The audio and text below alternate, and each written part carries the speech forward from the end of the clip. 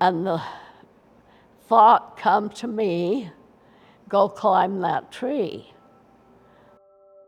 I have another experience to share with you, but I want to say first that a lot of times in our life that we're guided and helped even when we haven't asked for it or don't realize that anybody was helping us.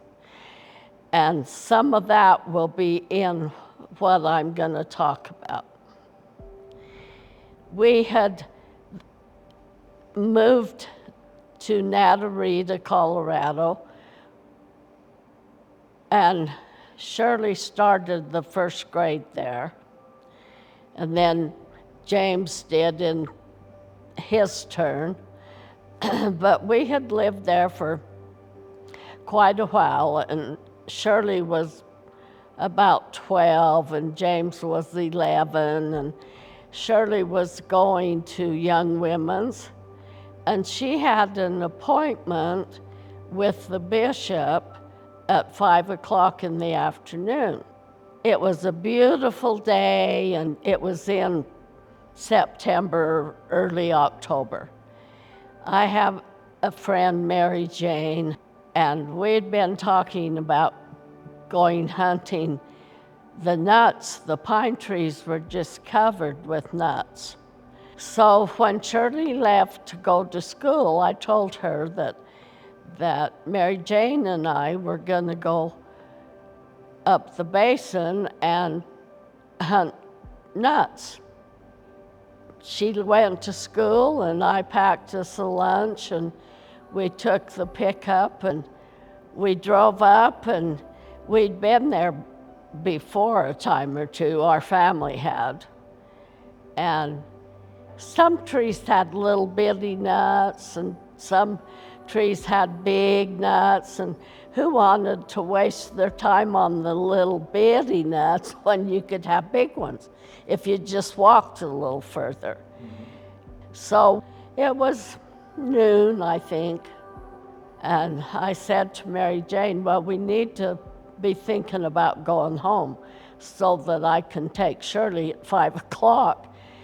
So we started walking back to the pickup. We'd parked it alongside the road, and where we parked it was a little ditch, an irrigation ditch, and it had weeds and willows sticking up 3 or 4 feet on the banks.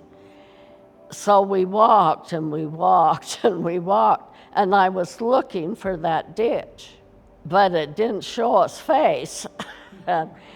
And so pretty soon it was 2 o'clock, and then it was 3 o'clock, and so I began to worry, and I asked Mary Jane if she had any suggestions, and she didn't.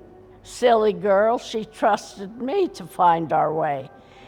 And we had come to it was kind of a clearing up on, we had to climb up 50 feet to get to the top of it. It was a hard rock. It was like it was a big boulder because it was very solid and rocky.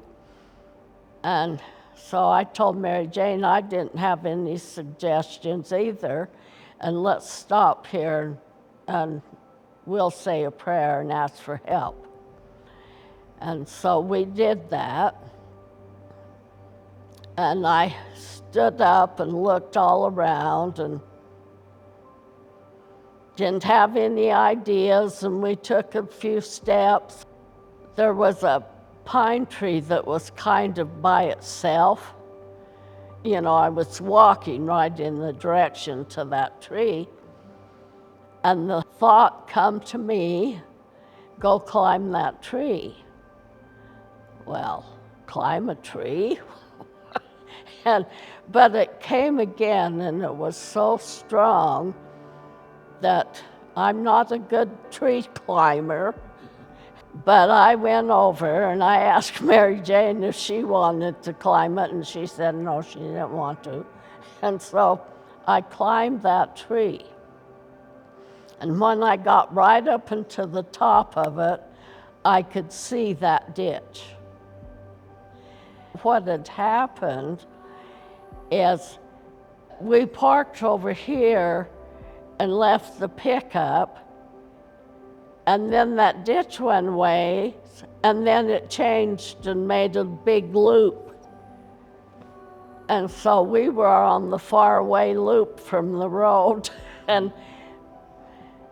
But I was so happy to see that ditch and the willows sticking up. And so we gathered up our stuff, and I had already been planning, well, what if we get stranded here all night? We'll just sit right here because it's kind of a clearing. And if they use an airplane to see where we're at, we'll be out in the open.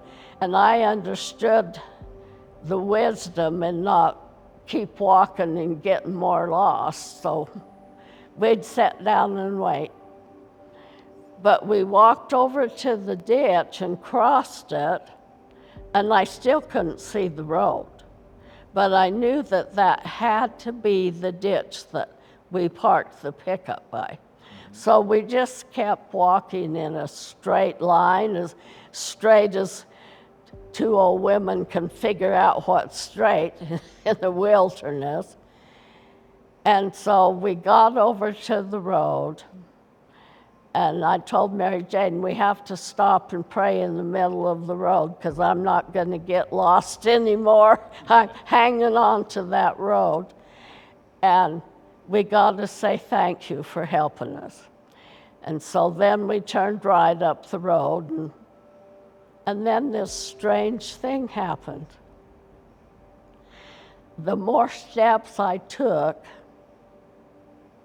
the more confused I felt. And I just felt, it's hard to explain, but it was a very negative feeling, and I couldn't understand it.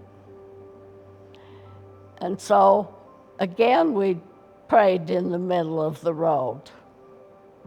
And then I very carefully turned and looked in every direction. I just turned, and I could see we were high enough up that I could see out towards the Paradox Valley. And I recognized it because that's the way we went to Moab, through Paradox Valley. And we had gotten, I should say I, because Mary Jane trusted me, but I had gotten turned around with north and south and east and west, and I was going up the mountain when I needed to turn left and go down. And it seemed like we were walking forever, and a pickup come down behind us, and I flagged him down and asked him if he'd seen a red and white Ford pickup parked by that ditch anywhere. And he told me, oh yeah, there's one about 5 miles down the road.